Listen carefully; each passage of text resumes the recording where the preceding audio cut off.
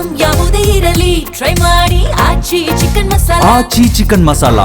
ಕರಾವಳಿಯ ಅತ್ಯಂತ ಸಾಂಸ್ಕೃತಿಕ ಕ್ರೀಡೆ ಕಂಬಳವನ್ನು ನಡೆಸಬೇಕೋ ಬೇಡವೋ ಅನ್ನೋದ್ರ ಕುರಿತಂತೆ ಸರ್ಕಾರದ ಮಟ್ಟದಲ್ಲಿ ಸ್ಥಳೀಯ ಮಟ್ಟದಲ್ಲಿ ಭಾಳ ದೊಡ್ಡ ಪ್ರಮಾಣದಲ್ಲಿ ಚರ್ಚೆಗಳು ಅಪಸ್ವರಗಳು ಭಾಳ ದೊಡ್ಡ ಪ್ರಮಾಣದಲ್ಲಿ ಇವತ್ತು ಕೇಳಿಬರ್ತಾ ಇದೆ.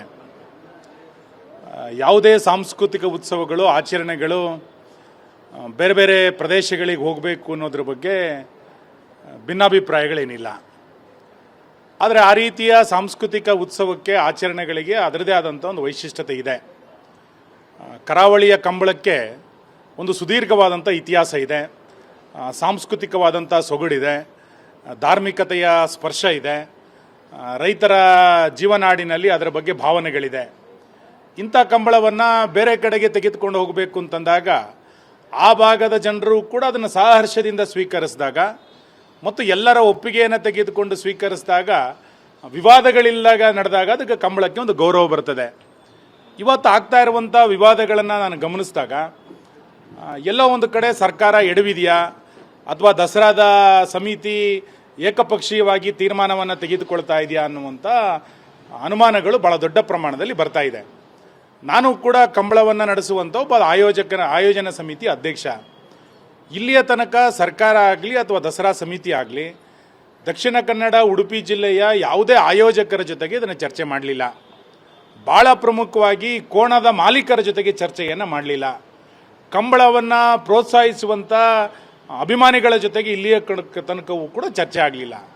ಎಲ್ಲ ಒಂದು ಕಡೆ ಕಂಬಳಕ್ಕೆ ಸಂಬಂಧಪಡದಲೇ ಇರುವಂಥ ವ್ಯಕ್ತಿಗಳ ಜೊತೆಗೆ ಚರ್ಚೆಯನ್ನು ಮಾಡಿ ನಾನು ಕಂಬಳವನ್ನು ನಡೆಸ್ತೀನಿ ಅಂತಂದರೆ ಇದು ಯಶಸ್ಸು ಕಾಣೋದ್ರಲ್ಲಿ ಎಲ್ಲೋ ಒಂದು ಕಡೆ ಹಿಂದೇಟಾಗ್ತಂತ ಆಗುತ್ತೆ. ಆ ಹಿನ್ನೆಲೆಯಲ್ಲಿ ಸರ್ಕಾರ ತಕ್ಷಣ ವಿಶೇಷವಾಗಿ ಕೋಣದ ಮಾಲೀಕರ ಜೊತೆಗೆ ಚರ್ಚೆಯನ್ನು ಮಾಡಬೇಕಾಗಿರುವಂಥದ್ದು ಭಾಳ ಅಗತ್ಯ. ಯಾಕೆಂತ ಕೇಳಿದರೆ ಬೆಂಗಳೂರಿನಲ್ಲಿ ಈ ಹಿಂದೆ ಕಂಬಳಗಳು ನಡೆದಾಗ ಕೋಣದ ಮಾಲೀಕರ ಜೊತೆಗೆ ಎರಡು ರೀತಿಯಾದಂಥ ಅಭಿಪ್ರಾಯಗಳಿತ್ತು. ಕೆಲವರಿಗೆ ಒಳ್ಳೆಯ ಅನುಭವ ಆಗಿದ್ದರೆ ಕೆಲವರಿಗೆ ಕೈ ಅನುಭವಗಳಾಗಿದೆ.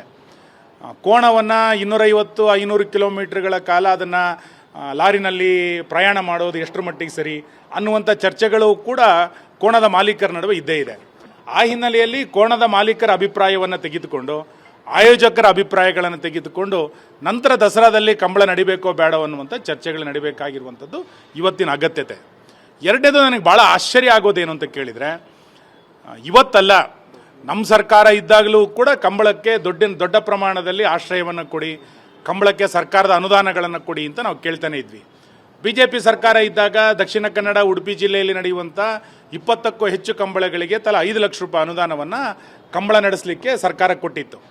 ಈ ಸರ್ಕಾರದಲ್ಲಿ ಅದನ್ನು 5 ಲಕ್ಷದಿಂದ 10 ಲಕ್ಷ ರೂಪಾಯಿಗೆ ಏರಿಸಿ ಅದು 5 ಲಕ್ಷ ಆದರೂ ಕೊಡಿ ಅಂತ ನಾವು ಪದೇ ಪದೇ ವಿಧಾನಸಭೆಯಲ್ಲೂ ಕೂಡ ಒತ್ತಾಯ ಮಾಡಿದ್ವಿ. ಕಳೆದ 3 ವರ್ಷಗಳಲ್ಲಿ ದಕ್ಷಿಣ ಕನ್ನಡ ಉಡುಪಿ ಜಿಲ್ಲೆಯಲ್ಲಿ ನಡೆಯುವಂಥ ಕಂಬಳಗಳಿಗೆ ಅನುದಾನವನ್ನು ಸರ್ಕಾರ ಕೊಡಲಿಲ್ಲ. ಕಳೆದ ವರ್ಷ 2.5 ಲಕ್ಷ ರೂಪಾಯಿ ಅನುದಾನವನ್ನು ಒಂದೊಂದು ಕಂಬಳಗಳಿಗೆ ಕೊಟ್ಟಿತ್ತು. ಒಂದು ಕಂಬಳವನ್ನು ನಡೆಸಲಿಕ್ಕೆ ಎಷ್ಟು ಖರ್ಚಿದೆ ಅನ್ನುವಂಥದ್ದು ಸ್ಥಳೀಯವಾಗಿ ಗೊತ್ತಿದೆ. ಇವತ್ತು ದಸರಾದಂಥ ಒಂದು ಕಂಬಳಕ್ಕೆ 8 ಕೋಟಿ ರೂಪಾಯಿಯನ್ನು ಖರ್ಚು ಮಾಡುವಂಥ ಸರ್ಕಾರ ದಕ್ಷಿಣ ಕನ್ನಡ ಉಡುಪಿ ಜಿಲ್ಲೆಯ 20ಕ್ಕೂ ಹೆಚ್ಚು ಕಂಬಳಗಳಿಗೆ ತಲಾ 25 ಲಕ್ಷ ರೂಪಾಯಿನ ಕೊಡಿ. ನೀವು ಅದನ್ನು ಕೊಡದಲ್ಲ ಯಾವುದೋ ಒಂದು ಕಂಬಳಕ್ಕೆ 8 ಕೋಟಿ ರೂಪಾಯಿನ ಕೊಡ್ತೀರಿ ಅಂತಂದರೆ ಇದು ಕಂಬಳವನ್ನು ಪ್ರೋತ್ಸಾಹಿಸಿದಂತ ಆಗಲ್ಲ ಮತ್ತು ಕರಾವಳಿಯ ಕ್ರೀಡೆಯನ್ನು ಬೆಂಬಲಿಸಿದಂತ ಆಗಲ್ಲ.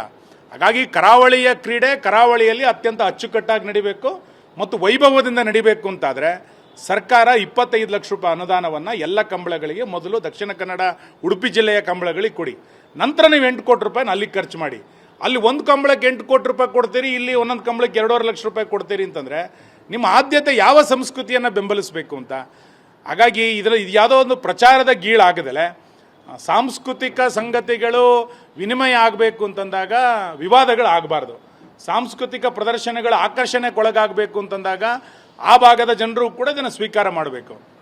ಈ ಹಿನ್ನೆಲೆಯಲ್ಲಿ ನಾನು ಕಂಬಳದ ಮಾಲೀಕರ ಜೊತೆಗೆ ಬೇರೆ ಬೇರೆ ಸಂದರ್ಭಗಳಲ್ಲಿ ಚರ್ಚೆ ಮಾಡಿದಾಗ ಅವ್ರ ಹತ್ರ 2-3 ರೀತಿಯಾದಂಥ ಅಭಿಪ್ರಾಯಗಳಿದೆ. ದಯಮಾಡಿ ಆಯೋಜಕರು ತಕ್ಷಣ ಇದನ್ನು ಕಂಬಳದ ಆಯೋಜಕರ ಜೊತೆಗೆ ಮತ್ತು ಕೋಣದ ಮಾಲೀಕರ ಜೊತೆಗೆ ಚರ್ಚೆಯನ್ನು ಮಾಡುವಂಥದ್ದು ಭಾಳ ಅಗತ್ಯ ಮತ್ತು ಅನಿವಾರ್ಯ. ಇದನ್ನು ಮಾಡಿಯೇ ನಂತರ ತೀರ್ಮಾನ ತೆಗೆದುಕೊಳ್ಳಬೇಕು ಅನ್ನುವಂಥ ಆಗ್ರಹವನ್ನು ಮಾಡ್ತಾ ನಮ್ಮ ಜಿಲ್ಲೆಗಳಲ್ಲಿ ನಡೆಯುವಂಥ ಕಂಬಳಗಳಿಗೆ ಮೊದಲು ಅನುದಾನ ಕೊಡಿ, ನಂತರ ಬೇರೆ ಕಡೆಗಳಿಗೆ 8 ಕೋಟಿಯೋ 10 ಕೋಟಿಯೋ ನೀವು ಕೊಡಿ. ಇಲ್ಲಿ ಏನೂ ಕೊಡಲ್ಲ, ಇನ್ಯಾವುದೋ ಕಂಬಳಕ್ಕೆ ಕೋಟಿಗಟ್ಟಲೆ ಖರ್ಚು ಮಾಡ್ತೀರಿ ಅಂತಂದರೆ ಬಹುಶಃ ಕಂಬಳದ ಬಗ್ಗೆ ನಿಮಗೆ ಪ್ರೀತಿ ಇಲ್ಲ, ನಿಮಗೆ ಇನ್ಯಾವುದೋ ಪ್ರಚಾರದ ಬಗ್ಗೆ ಮಾತ್ರ ಪ್ರೀತಿ ಇದೆ ಅನ್ನುವಂಥ ನಿಷ್ಕರ್ಷೆಗೆ ಇವತ್ತು ನಮ್ಮ ಜಿಲ್ಲೆಯ ಜನ ಬರ್ತಾ ಇದ್ದಾರೆ. ಇದ್ರ ಬಗ್ಗೆ ಸರ್ಕಾರ ಮತ್ತು ಮುಖ್ಯಮಂತ್ರಿಗಳು ಸ್ಪಷ್ಟ ಮಾಡಬೇಕು ಎಂದು ಆಗ್ರಹವನ್ನು ನಾನು ಮಾಡಿದೆ.